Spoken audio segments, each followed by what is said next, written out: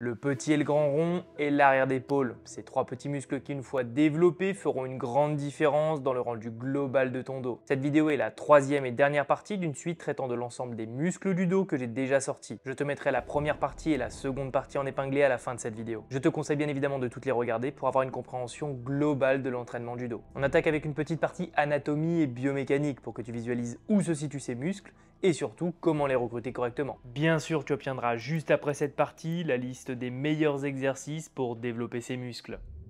On commence avec le grand rond, qui est facile à décrire d'un point de vue anatomique. C'est un muscle épais et un peu aplati, qui a pour origine l'angle inférieur de la scapula et qui s'insère au même endroit que le grand dorsal, sur le sillon intertuberculaire de l'humérus. C'est notamment cette insertion commune avec le grand dorsal qui va poser problème dans son recrutement. On enchaîne avec le petit rond, qui est un muscle étroit et allongé, appartenant à la coiffe des rotateurs. Il a pour origine le bord latéral de la scapula et s'insère sur la tubérosité majeure de l'humérus. Pour terminer, l'arrière d'épaule, que je décide effectivement de placer dans cette suite de vidéos sur le dos pour la simple et bonne raison qu'elle intervient dans une majorité des mouvements de tirage et qu'elle est indissociable de l'esthétique du dos. Le deltoïde postérieur, c'est donc un faisceau du muscle deltoïde, qui est un muscle triangulaire de la ceinture scapulaire. La partie postérieure de ce muscle recouvre donc la partie postérieure de l'épaule et prend son origine sur l'épine scapulaire. Il s'insère sur la tubérosité deltoïde du côté latéral du corps de l'humérus. Pour ce qui est de l'orientation des fibres, celles du grand rond sont obliques, en diagonale vers le haut et vers l'extérieur, de l'angle inférieur de la scapula jusqu'à l'humérus. Celles du petit rond sont plus horizontales et légèrement obliques. Elles s'étendent de la partie moyenne du bord latéral de la scapula vers l'humérus, orientées donc vers le haut et latéralement. Pour finir, celles du deltoïde postérieur sont obliques, en diagonale vers le bas et latéralement, de l'épine de la scapula jusqu'à la partie latérale de l'humérus. Pour ce qui est des fonctions, on rentre dans les sujets délicats, parce que comme tu vas le constater, ces trois muscles ont des fonctions communes, et même avec d'autres muscles, ce qui sous-entend une concurrence d'un point de vue du recrutement. Le grand rond permet l'extension, l'adduction, l'abduction horizontale et la rotation interne d'épaule. Et oui, si tu as vu la partie sur le grand dorsal, tu comprends que c'est globalement la merde parce qu'il permet les mêmes fonctions. Le petit rond, quant à lui, agit sur la rotation externe et l'abduction horizontale d'épaule. Pour finir, le deltoïde postérieur a pour action l'extension, l'abduction horizontale et la rotation externe de l'épaule. Aïe aïe aïe, tu viens de comprendre la complexité qu'il y a à développer harmonieusement ces petits muscles. Ils sont effectivement tous trois impliqués dans de nombreuses actions communes auxquelles tu dois encore ajouter de gros muscles comme le grand dorsal. Dans ce genre de cas, l'orientation des fibres, que je te donne volontairement dans la description anatomique, peut donner de très bonnes pistes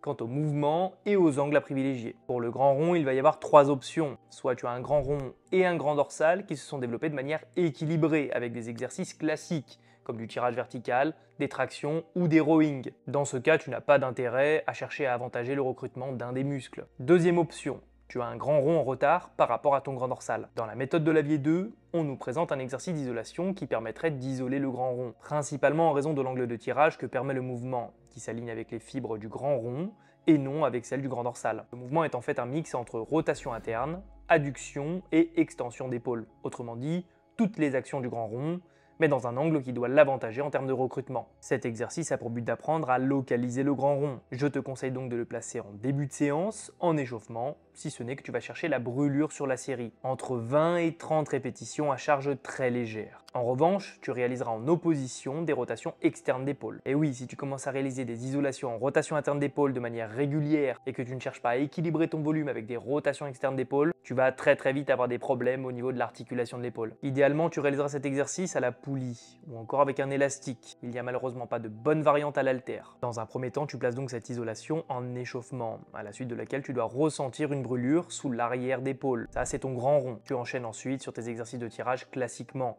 Cela suffira peut-être à rééquilibrer le recrutement entre grand dorsal et grand rond. Si ce n'est pas le cas, tu peux utiliser une méthode de pré-fatigue ou de post-fatigue. En gros, tu vas enchaîner sans temps de repos l'isolation du grand rond à la poulie avec un exercice de tirage. Ou inversement, d'abord le mouvement complexe, puis l'isolation. La pré-fatigue permet en théorie d'améliorer le recrutement du muscle qui a été isolé sur l'exercice composé en diminuant malheureusement les performances. La post-fatigue permet de conserver des performances sur l'exercice composé et d'augmenter en parallèle le volume sur le muscle faible. Cependant, le recrutement sur le mouvement composé peut être à la faveur du muscle fort. Au long terme et pour un profil plus avancé, la post-fatigue peut être plus intéressante pour corriger un point faible. La pré-fatigue est plus à même de corriger les problèmes de recrutement chez le débutant. Dans les deux cas, pour obtenir un résultat, il convient de pousser l'isolation assez proche de l'échec, ce qui va forcément impacter l'énergie globale du muscle. Dernière option, tu as un grand dorsal en retard par rapport à ton grand rond. Tu vas alors pouvoir jouer sur une action que réalise le grand dorsal et pas le grand rond. C'est la flexion de la colonne vertébrale. En t'appuyant sur cette action et en maintenant l'omoplate en adduction, tu dois réussir à limiter l'intervention du grand rond sur tes tirages. Le meilleur moyen de le réaliser, ça reste à la poulie pour conserver de la tension lors de l'inclinaison de la colonne,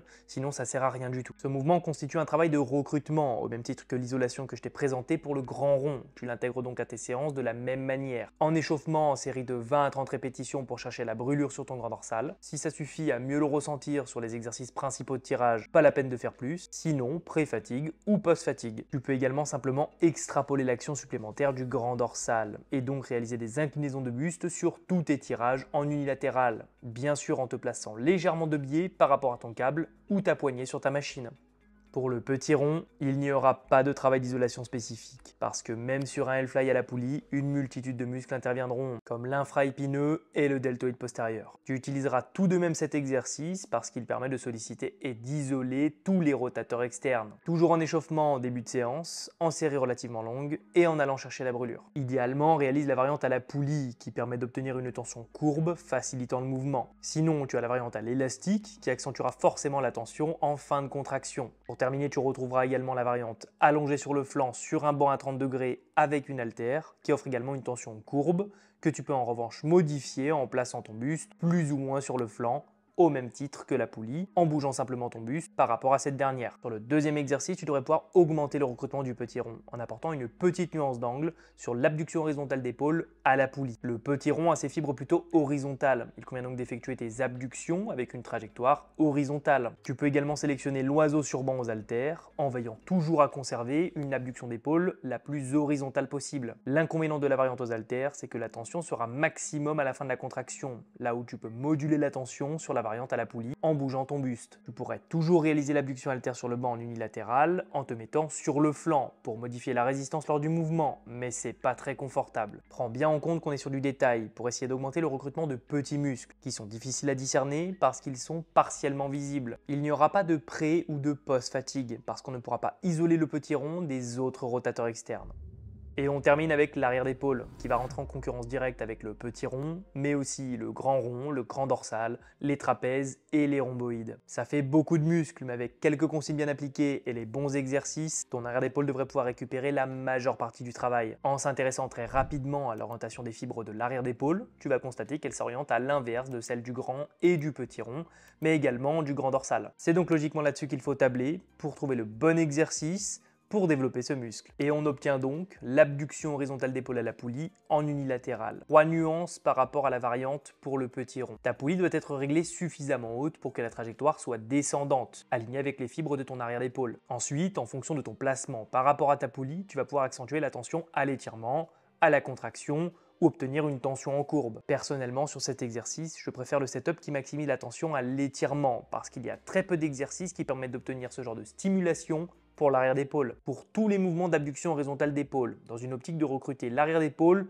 et ou le petit rond, tu dois limiter au maximum les mouvements d'omoplate. Sinon, tu fais intervenir davantage tes trapèzes et tes rhomboïdes. En variante, on retrouve de nouveau l'oiseau sur banc aux haltères, mais cette fois-ci avec un angle bras-tronc en abduction horizontale d'épaule autour des 45 degrés et non plus des 90 degrés comme pour le petit rond. J'ai encore une petite nuance à t'apporter pour le petit rond et l'arrière d'épaule. Ils sont en effet rotateurs externes d'épaule. Tu peux donc sur tous les mouvements d'abduction horizontale rajouter de la rotation externe à la contraction et de la rotation interne à l'étirement. Cela devrait augmenter leur stimulation. En revanche, ne confonds pas rotation interne et externe d'avant-bras et rotation interne et externe d'épaule. C'est pas la même chose. Pour ça, je te conseille de fixer ton poignet à ton épaule. C'est-à-dire que l'un ne peut pas bouger sans l'autre. Jusqu'ici, je t'ai donné des exercices qui permettent d'isoler ces 3 muscles et de leur rajouter du volume presque indépendamment les uns des autres. Mais il ne faut pas oublier que tous ces muscles, et plus largement que tous les muscles de ton dos, travaillent en synergie lors des mouvements complexes de tirage. Je te donne un exercice qui peut constituer un mass builder. Je déteste l'anglicisme, mais il n'existe pas de bon terme en français pour décrire cet exercice de base, qui de par les charges déplacées constitue la base du développement musculaire. Ce mouvement, c'est tout simplement un tirage horizontal au câble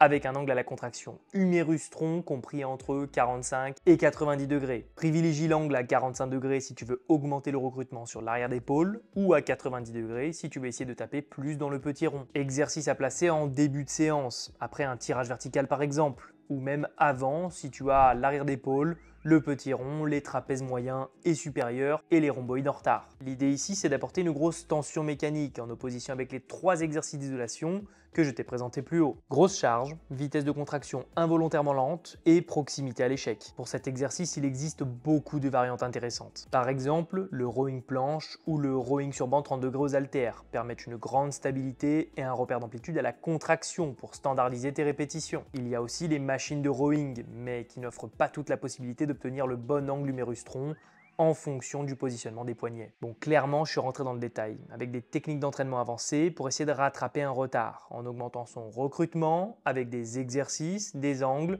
ou encore des fonctions propres aux muscles ciblés. Ce genre de protocole doit d'ailleurs être utilisé pour un seul muscle par séance. Ce n'est pas une méthode d'entraînement difficile, puisqu'on est sur de l'intensité basse, à la recherche de la brûlure sur de l'isolation, en série longue. Tu peux donc la répéter sur chaque séance, pull, upper ou dos, si tu as plusieurs séances par semaine. Il convient bien entendu au préalable de t'assurer d'un réel déséquilibre en t'appuyant sur des photos de toi ou en demandant à quelqu'un de qualifié si tu n'arrives pas à te faire une idée. Ensuite, garde en tête que certains de nos muscles sont et seront toujours des points faibles, de par leur longueur trop faible pour couvrir un segment ou pour s'équilibrer visuellement avec un muscle concurrent point fort. En revanche, il reste essentiel d'essayer de ne pas avoir trop de déficit de force et ou de recrutement sur certains petits muscles qui ont souvent un rôle essentiel dans la stabilité et donc aussi dans la prévention de la blessure.